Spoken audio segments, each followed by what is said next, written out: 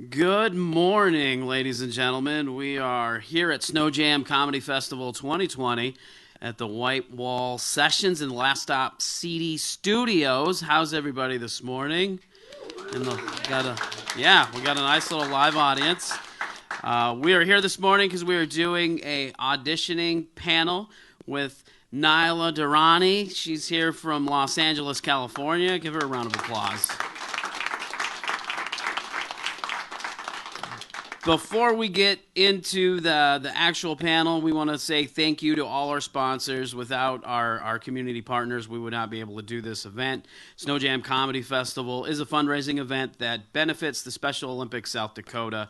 And we want to say thank you to the Cloud, Vape Lounge, Boss's Comedy Club, Remedy Brewing Company, Sunny Radio, Old Revolution, Lights Out Productions, Blitzed Entertainment, Boss's Pizza and Chicken, Live 605, Sioux Falls Stage Magazine, American Ink Screen Printing, and last and certainly not least, Valley Inn. Please give them a round of applause and make sure you go follow their Facebook pages. And again, thank you to White Wall Sessions for having us here this morning, right now. So, round of applause for them and all their hard work. All right, so we're going to get into this panel. Before we do get into the meat of it, why don't you tell everybody about yourself, how you got into casting, and all that jazz stuff this morning. Oh God, I can see myself. Okay. I'm a casting producer on many different projects, mostly known for America's Got Talent, but I've also worked on The Gong Show, Undercover Boss, Celebrity Edition. I've done a little work on Naked and Afraid, still getting emails of naked photos of people for that. Most recently, I worked on a new show that's coming out on Fox called I Can See Your Voice, so look out for that one once it airs. And then I also, recruit for other shows that, need help, and I'll send them names and stuff like that. But I went to school for a while for TV, radio, film, and kind of, I totally pushed for school. Everyone should go to school, but it wasn't for me. I was just really gung-ho about getting out there and working, and but I'm glad with what I learned in school. But I started PAing on set. Just asking people, do you want a bottle of water? Do you want a bottle of water? Can I get you some coffee?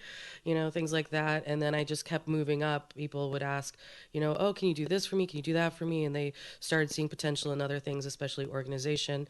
I'm really I'm a big stickler on organization.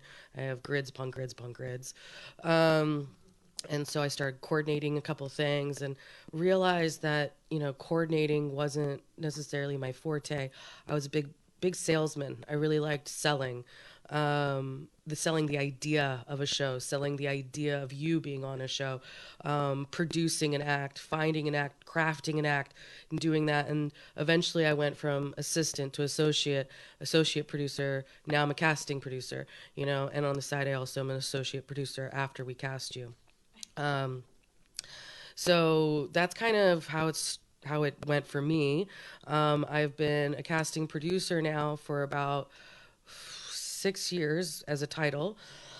That's going to happen a lot, guys. Sorry. I've been a casting producer for about 6 years. I've been on AGT for the last 4 seasons continuously.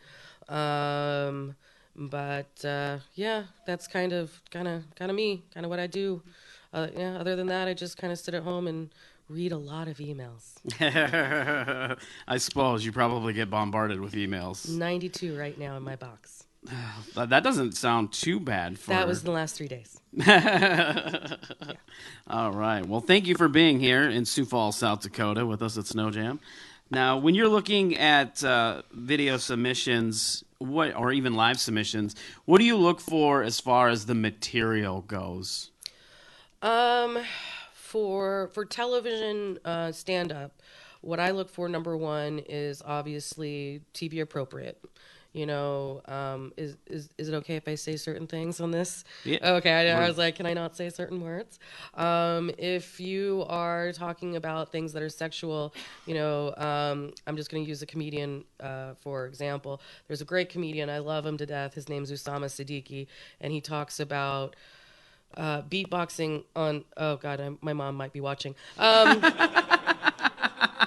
Beatboxing on a pussy, and that's what he talks about, and it's a hilarious joke, but I could never put that on television. I couldn't even put that on Tonight Show. It's just not TV appropriate. It's a great joke, gets great laughs, it's great laughs all around the nation at all the clubs, but it's not going to be TV appropriate. So we have to go through your set and figure out which jokes are going to work.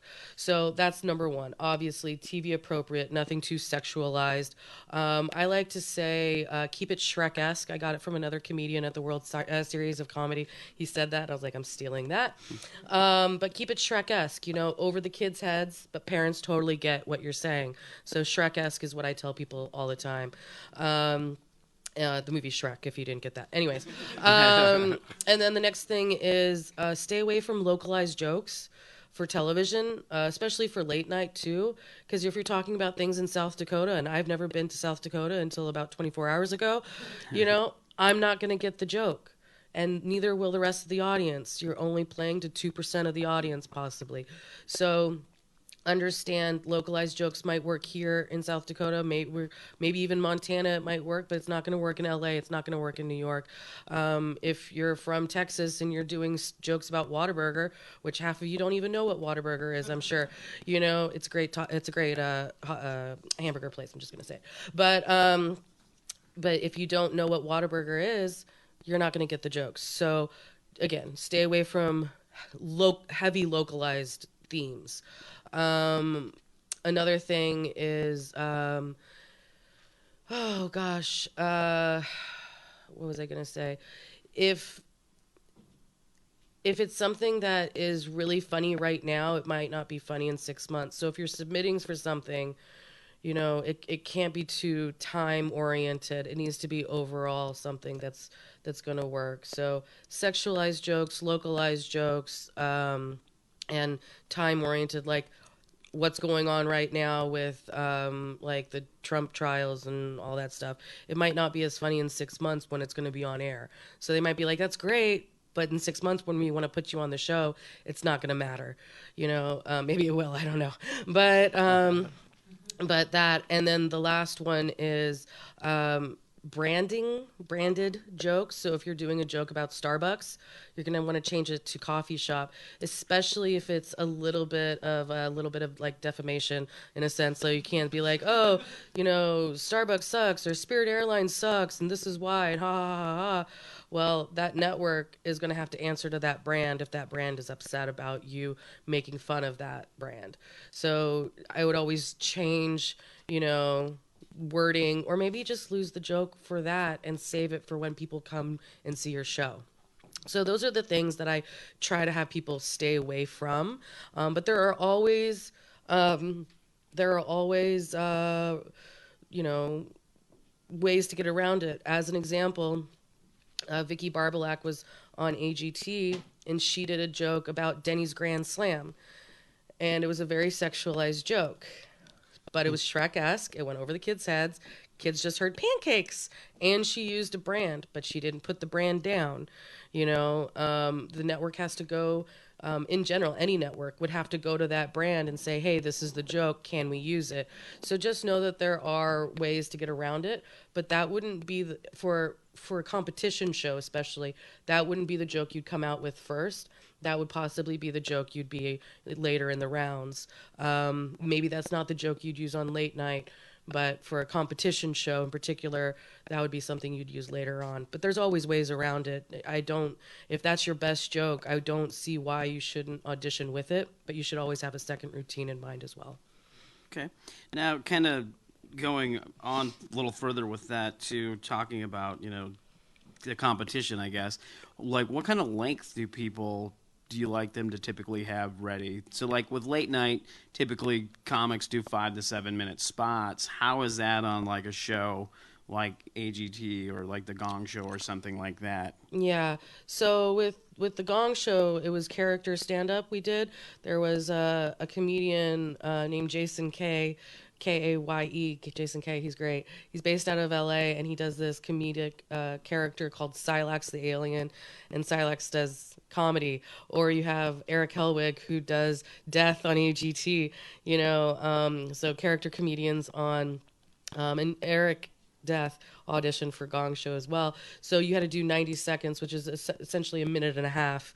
But for AGT, you do a minute and a half up to 2 minutes. That's all you get for your first audition. And that's everybody, Preacher Lawson came on our show. He did a minute and a half, and the judges were like, no, we want more, and he ended up doing another minute and a half. So he got 3 minutes on his first audition. And that's very rare. But sometimes I tell comedians, don't do the full 2 minutes. Keep them wanting a little bit more. So try to maybe do a minute 45. But you need to start with a strong joke right off the bat. It doesn't take 30 seconds to get into the joke, because now I'm just listening to a story and I'm like, okay, where's the joke? Oh, ha, ha, ha. And if you're doing about a minute and a half, minute 45, you only got one laugh in 30 seconds. What are you going to do? Get 3 laughs the whole time? You want to keep them coming. It's a fast-paced type of comedy. Not necessarily one-liners, but it needs to have a good flow to that routine. It needs to transition well.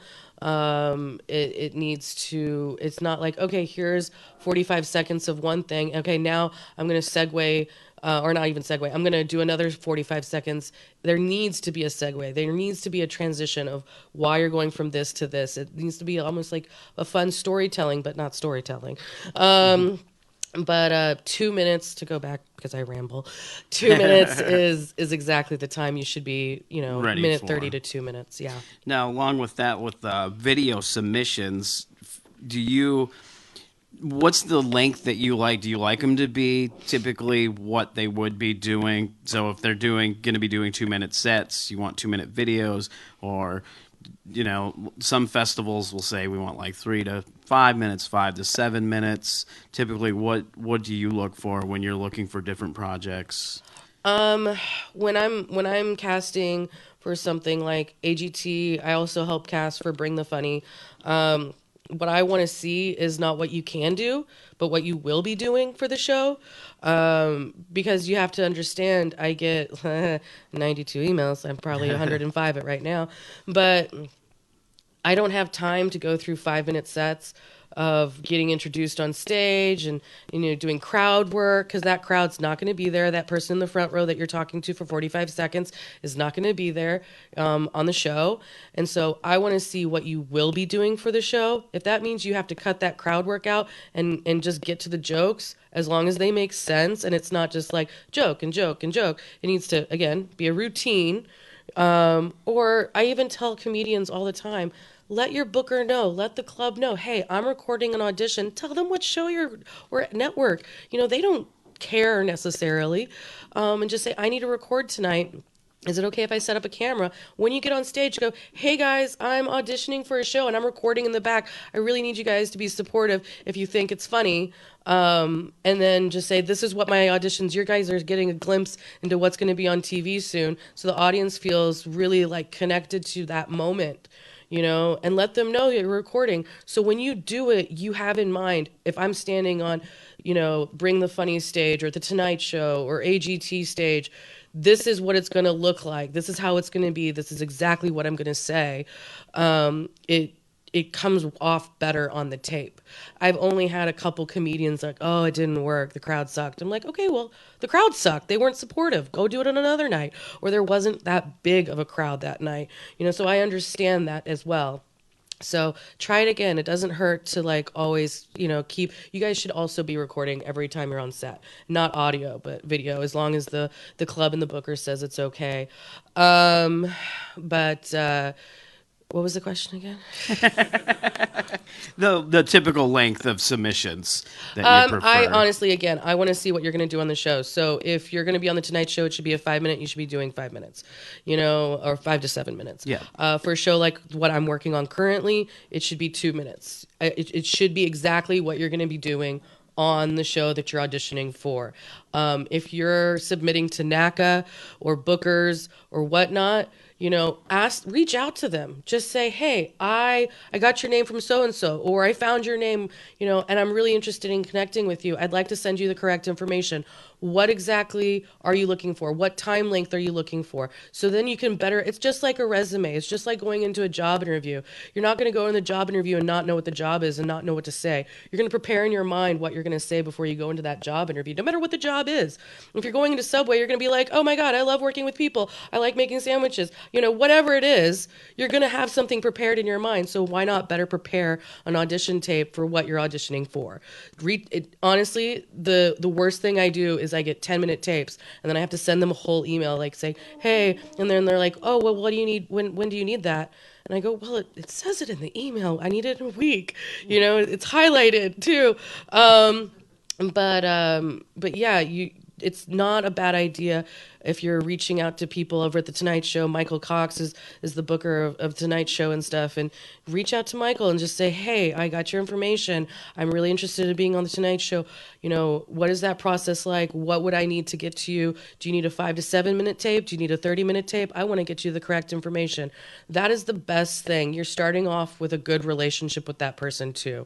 You're building relationships. You're not necessarily building friendships, but you're building a network of relationships that help you at the end of the day. Maybe he can't book you, but he'll get your tape exactly what he needs, and he goes, oh, this person follows instruction, this person asks the correct questions, they just don't mindlessly send out a dozen emails of the same thing sent from iPhone, by the way.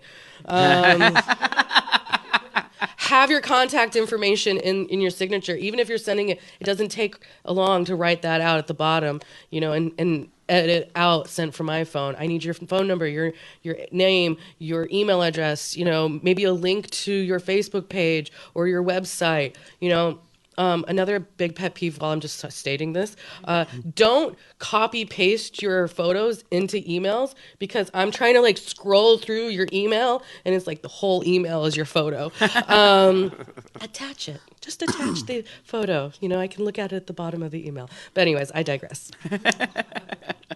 I totally get where you're coming from on that. Yeah. Especially when you're constantly looking at emails. I'm sure that gets very annoying. The last thing that I kind of wanted to talk about, do you look for like technical aspects? Like if somebody, I try to, when people ask me about submitting to festivals and stuff, I try to tell them you need a good, not just good material, but a good quality video, in the sense that you don't have to have a professional video company come in and do it, but you still need to have good audio and you still have to have good video as far as what you can see of the comedian, a medium shot, long shot, or close up. What do you kind of prefer, or do you have a preference, if any?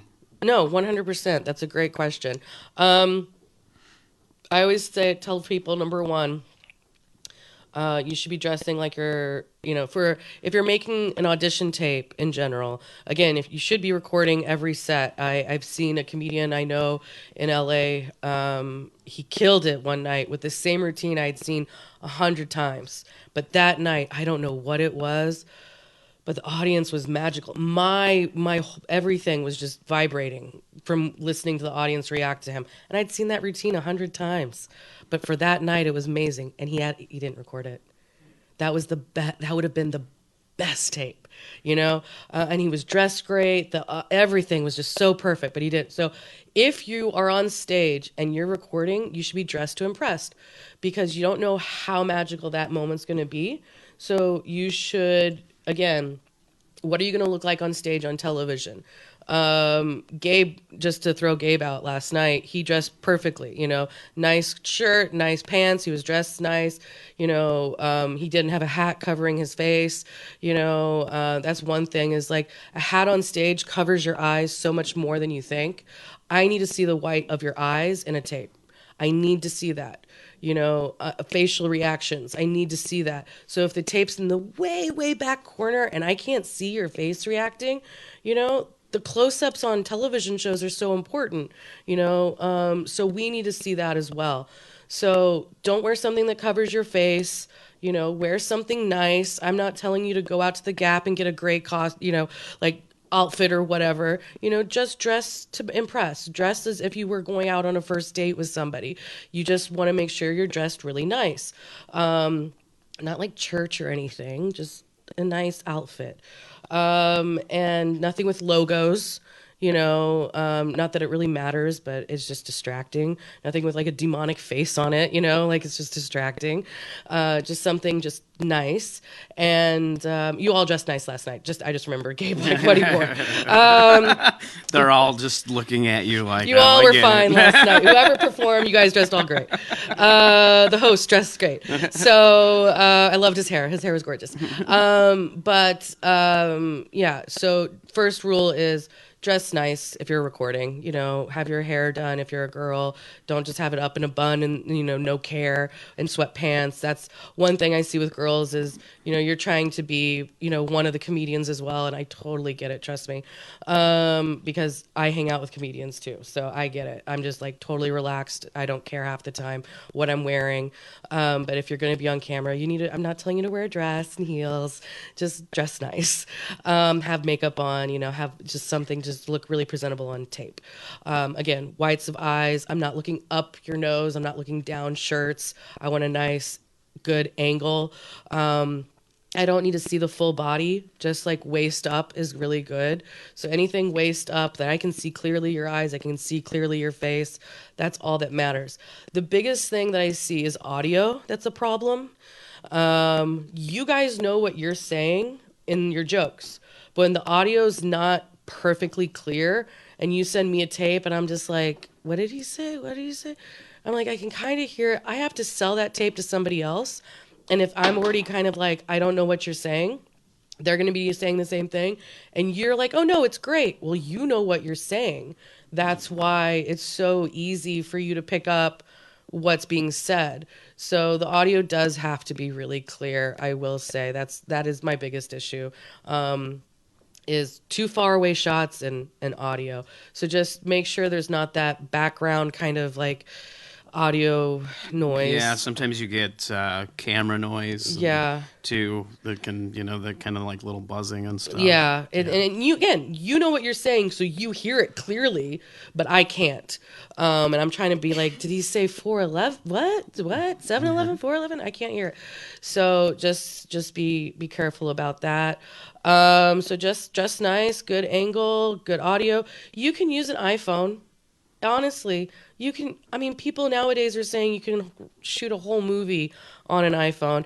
Hell, I just went to Big Sky Comedy Festival, shot all the videos on my iPhone and made like a little like recap thing, and it looked great. And I did all the editing and everything all on my iPhone. So you can record your sets, edit your sets, do everything on your iPhone.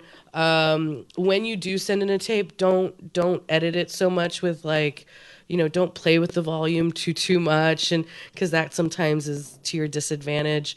But iMovie is so easy to use. If I can use it, which I'm horrible at editing, I do it a lot, but I hate my editing. I'm just a perfectionist. But if I can use iMovie, you can use iMovie. You don't need all these other big tools and stuff. There's a lot of great free programs too for Android, iPhone, computers, everything. So yeah, it is that are all pretty user friendly. So. Yeah, and honestly, again, if you're already telling your audience that you're recording and you have permission, have fun with them.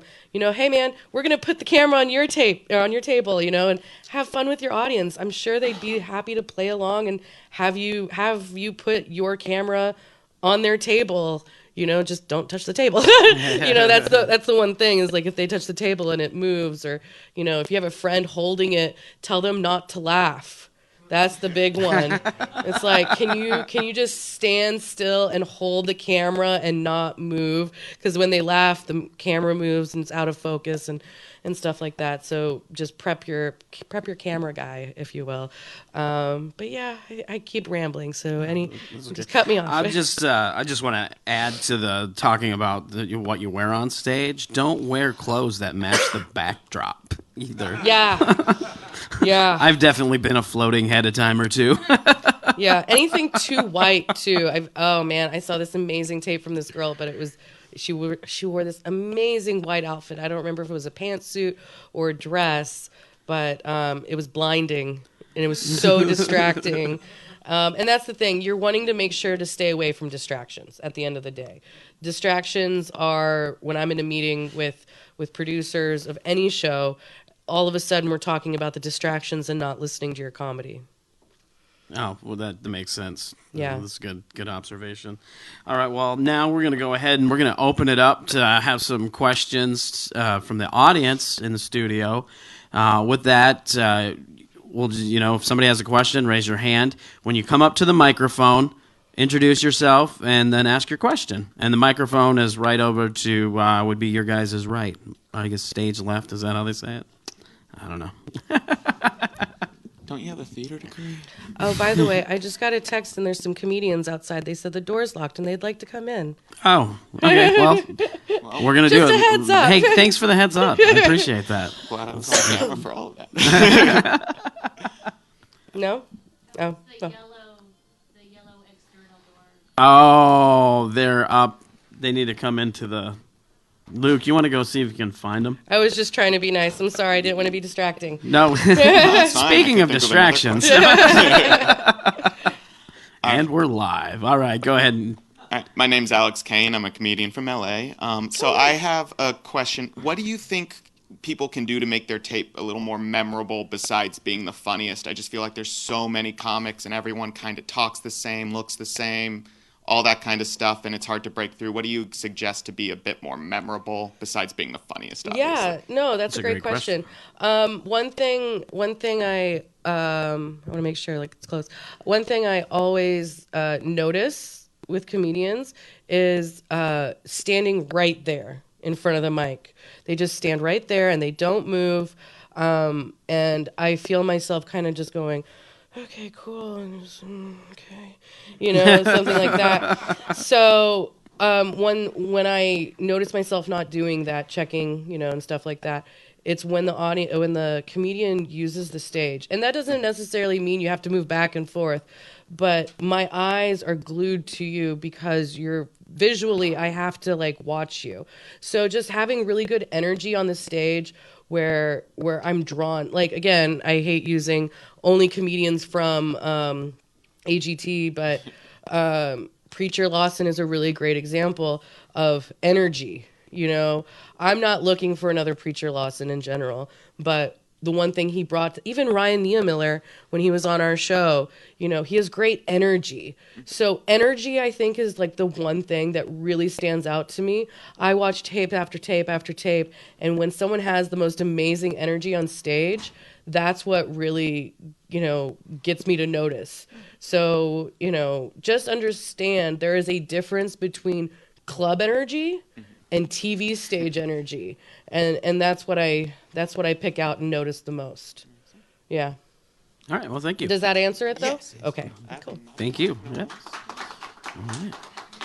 I'll ask my second one. Oh, Okay, cool. Yeah, This is a little different. What do you think about dubbing tapes so that when you're looking at it, you have literally the words at the bottom? It doesn't matter to me as long as I can still hear it. Okay. Yeah, I don't mind. I don't mind subtitles personally. I don't think it really.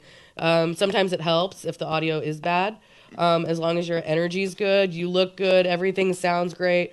I don't think it really matters as long as the tape itself and the energy itself is really great. Cool. Thank you. I'd like to just add on to that, for not necessarily for like submissions and stuff, but like using it for content on your social media. It is good to have the subtitles just because a lot of sites don't, you have to tap to unmute it. Yeah. So True. if you're trying to use it for content creation and get people to, follow your social media and stuff, I would definitely think about having subtitles for that stuff. I agree. Thank you. I concur. Thank you.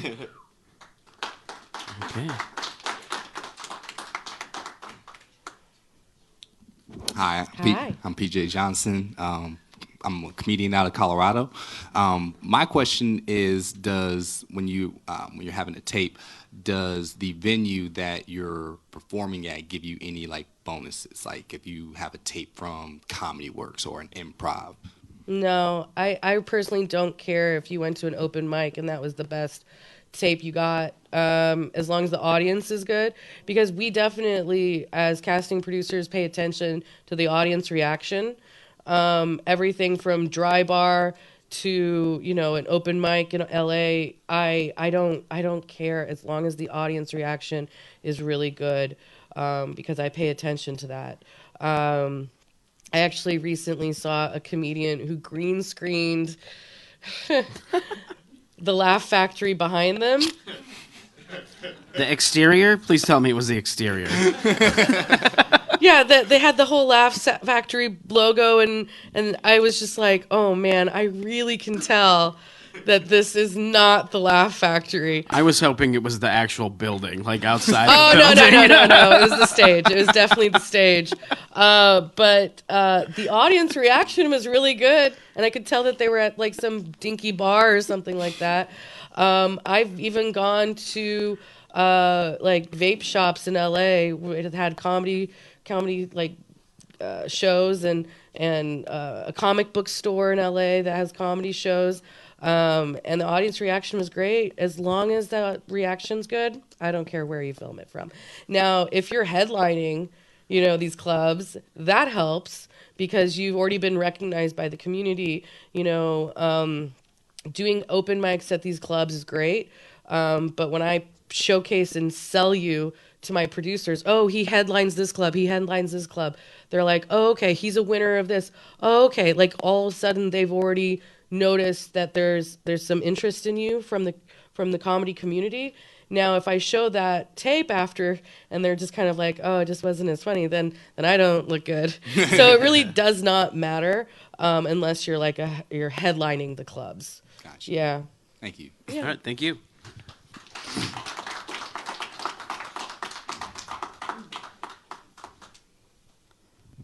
Hi. Hi, I'm Mark Knutson. I'm from the Twin Cities, Minneapolis, and St. Paul. I have two quick questions in a way, but the first question is, being a comic with a disability, if you haven't noticed, is there any do's and don'ts as far as, something like that for casting? Can you think of? I don't think there's any do's or don'ts. Yeah. I don't think we want to make fun of any particular community with disabilities. I think as long as, again, we had Ryan Niemiller on the show. He had a deformity with his arms, like it was a birth defect with his arms. Yeah. And then Sam Comro has Tourette's. There's a comedian, I cannot think of his name, call it Preggy Brain, I'm so sorry, but there is a couple comedians that I know in LA. One's an amazing roaster. He wins at roast battles. If anybody remembers who I'm talking about, I can't. But he's in a wheelchair. I don't remember his disability. It's sometimes hard to understand him. But his jokes are really funny. It takes a second to get to it, but his jokes are really funny. He doesn't make fun of his community, though. He doesn't make fun. He just makes fun of his own personal situation. Yeah, that's what I do, is just what I've experienced, my situation. And yeah, I don't think that. there's anything wrong as long as you're making it personal and not making. There was a comedian I worked with a long time ago, and he has cross eyes. And so he made fun of it, but then at the same time, he was trying to make fun of another disability, which is bald men. And but at the same time, I'm like, well, the jokes you made about yourself were great, but now you're picking on people. So we don't want to pick on others to make yourself feel good. So that's just a situation I fell into once before. So I don't think there's anything do's or don'ts other than we don't want to make fun of others, as long as it keeps it personal. Yeah. And then the other question I have, I mean, for the stuff like you, Cass, it's 5 to 7 minutes, but like if you're doing a 20-minute set, if I'm doing a 20-minute set somewhere, needless to say, majority of my material is based on my disability. But is it helpful to just kind of, not all disability, maybe throw in some, Yes. non-related type things in that? So. Yeah, I do, only because I think it makes you more relatable. Right, exactly. So I don't think that that's a bad idea. You should, just being a female comedian, I'm just using because I'm a female. Right. Being a female comedian, I'm not a female comedian, but I'm a female. Got a pretty good laugh there. Yeah, I'm not a comedian. But as a female comedian, I'm sure females aren't only going to talk about female-related things. Right. Yeah. They're going to talk about dating. They're going to talk about this or that. That aren't just female-centric kind of subject matter. Yeah. So I don't think that there's anything wrong talking about other things. Maybe you're a married man and you're talking about marriage. Oh, believe me, I'm married. My wife has paid the price a few times. Yeah, and it easily segues into your own personal disability, but then you're also talking about marriage and stuff like that. So I don't see a problem with any of that. Yeah. I think you're on the right track. Okay, thank you. Yeah. Thank you.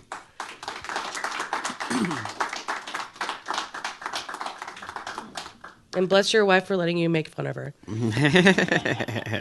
Hey, how you doing? William Conway, stand-up comedian here in Sioux we met Falls. last night. Yeah, we did. We did. So question, especially with AGT and other things where there's levels to what you got going on, what is your suggestion, or what do you think about the strongest material? Because I may not want to do my best joke until later in the competition, but then I'm risking leaving it on the table if I don't move on. So where do you land with that idea? No, I think that is a big concern for a lot of comedians coming on the show. That's a great question, actually. You don't know how long you're going to be on the competition. Point blank and simple. You might be on just one time. So for a show like AGT, Bring the Funny, even back in the day, Last Comic Standing, let's say, you really should have about 30 minutes to an hour of material, strong material. Right. And it's not like a 30-minute whole show where it's all the same stuff. It's like a good 5-10 minutes here, a good 5-10 minutes here, a good 5-10 minutes here. So no matter what, each segment is strong. So I think if you're auditioning for a show like AGT, you should have at least 5-10-minute strong routines to pick from. Right. So that should be your first goal. If you're going to be auditioning for a show like AGT or Bring the Funny, so you can go, okay, well, I have these two especially strong runs, right? So you can pick through those two. So this routine's about marriage. Just saying, so you do this one and it's really strong. The next one is about being a dog lover. I don't know.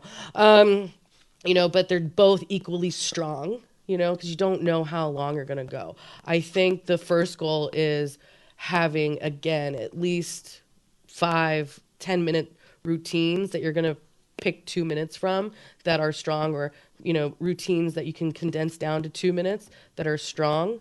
I think that's your first goal. And then you want to hit them with a bang. You really do, because if you don't know if you're going to come back or not. Sometimes, again, not just AGT, Bring the Funny, all these other shows, and who knows what other show's going to come out very recent, they're all competing with all the networks are competing. They go through your next jokes, and they're going to be like, oh, they're not as strong as your first one, and so then you don't come back, possibly. Right. So you really want to hit them with a really strong one to make sure that they invite you back. Right. So I would always come in with one of your strongest, And then again, if you have that equally strong material to keep guiding you up, like Sam Com wrote, Ryan Neamiller, he's one of my favorite comedians that have been on the show recently. Each routine he had was strong. He didn't have a weeknight. And then he came back on Champions, and that routine was like a year later, and it was stronger than anything else he had ever done before. I mean, even the judges said that. They were like, I think that was the strongest material you had since, all the other stuff you've done on our show. So you should just have, like I said, like a good 5-10 minute routines that you can pick from. That should be your first goal. Yeah. Does that answer it? Thank you. Sorry for the coughing. That's right. Hi, I'm Tyler Walsh. Hi, Tyler. Can I pick this up? Yeah. He's very tall. They had it set for me. I guess my question is more, I hear now more than ever how much you can do abroad, I guess, not in LA. And we're talking about the submission tapes and things like that. I like Midwest, like Mary Mack. I've talked to her about it, where she goes into LA for however long, but she's more on the road, or Wisconsin, wherever she is.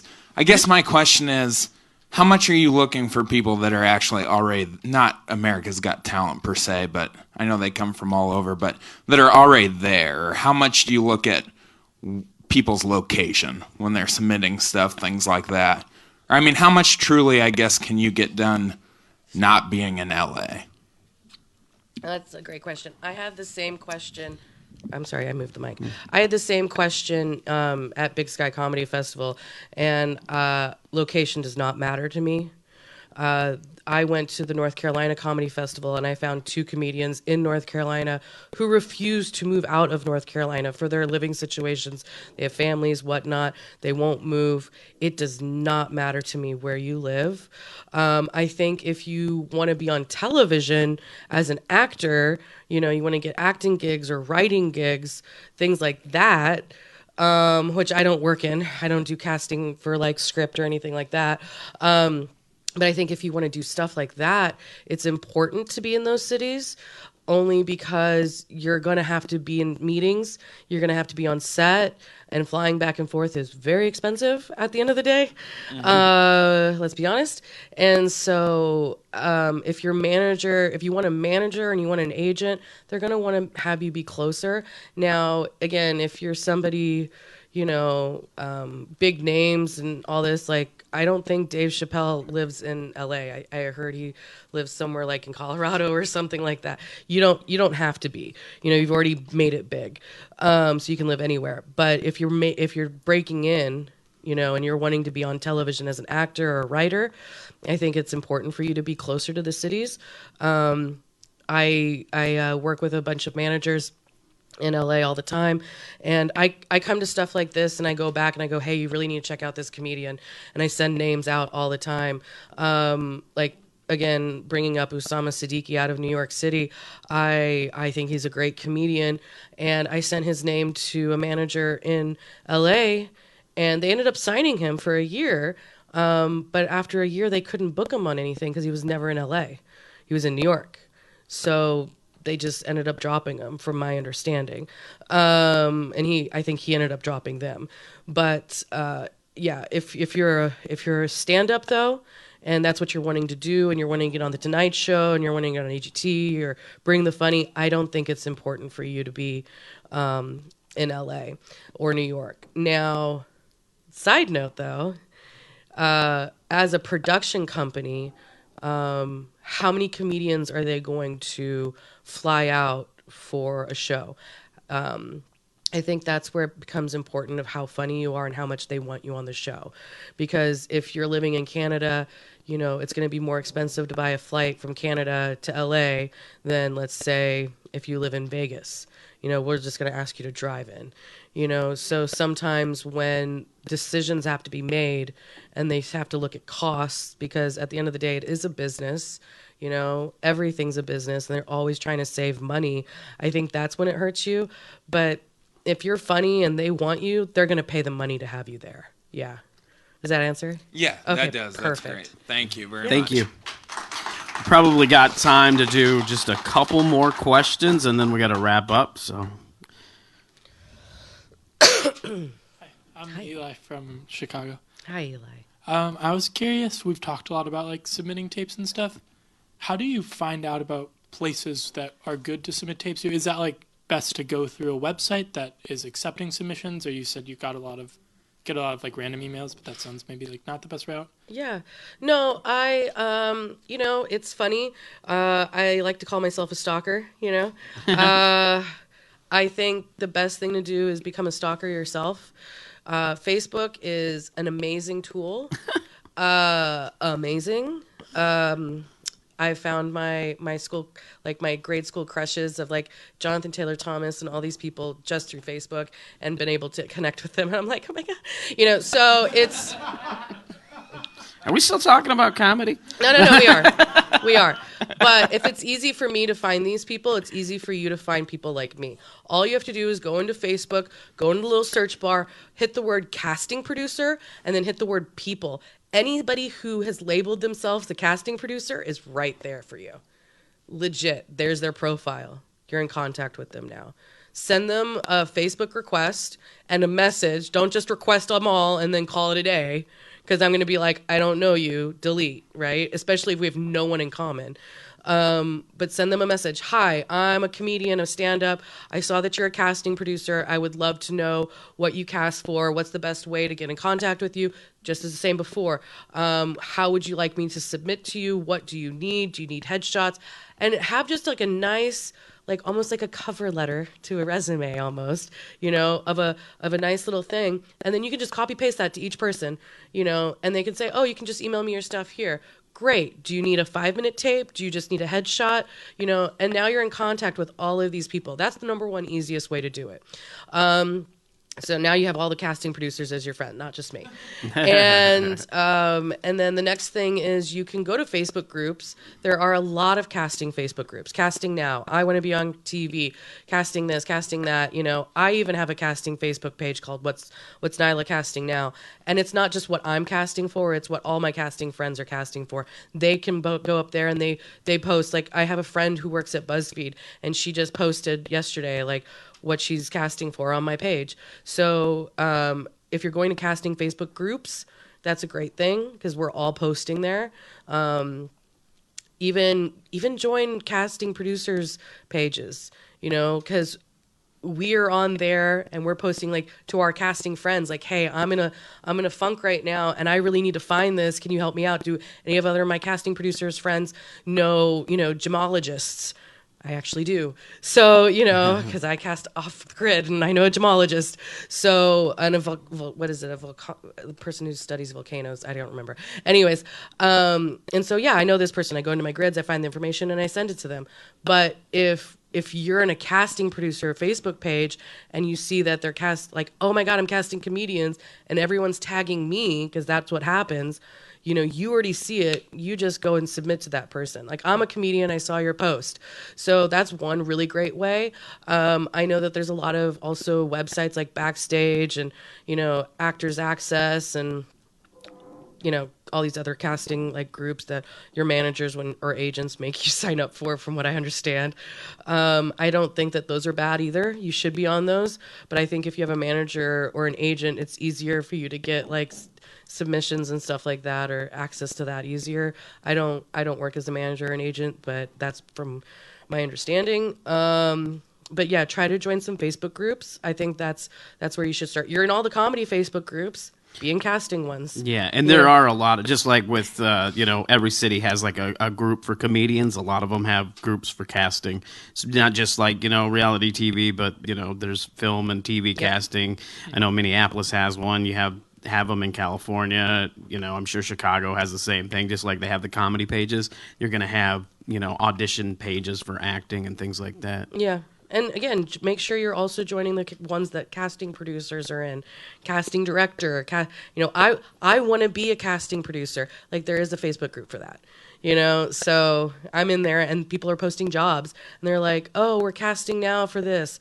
or sorry, we're hiring now for a new gig, a new show coming out. Well, now you know that there's a production company and a casting company that's about to hire a bunch of people casting a show. Why don't you email them and say, hey, I'm a comedian. What are you guys casting for soon? So that's another thing you should do. A little stalker-esque kind of move. All right. Well, thank you for the question. We do have to wrap up now, so thank you guys for coming out and being part of this live panel. Thank you to everybody that's watching via Facebook Live. Before we get out of here, how about another big thank you and a round of applause for Naela for coming out this morning, coming all the way to South Dakota to be with us. We do have some other events going on today. You can find them right below. There's a link to our website, snojamcomedyfest.com. At 1:30 p.m., we have an open mic that is free at Books and Brews Pizzeria. That means if you want to come try stand-up comedy, you can come try stand-up comedy at the Munch Mic at 1:30 p.m. Then at 6 p.m., we have a stand-up comedy showcase featuring comics from across the country at Boss's Comedy Club. And then at 8:30 at Remedy Brewing, we have our final show of this festival. Sean Jordan from Sioux Falls is headlining. And it's going to be a great show. So check out all those events. And thank you all so much for supporting our event and making Sno Jam possible. Thank you so much. Have a great day.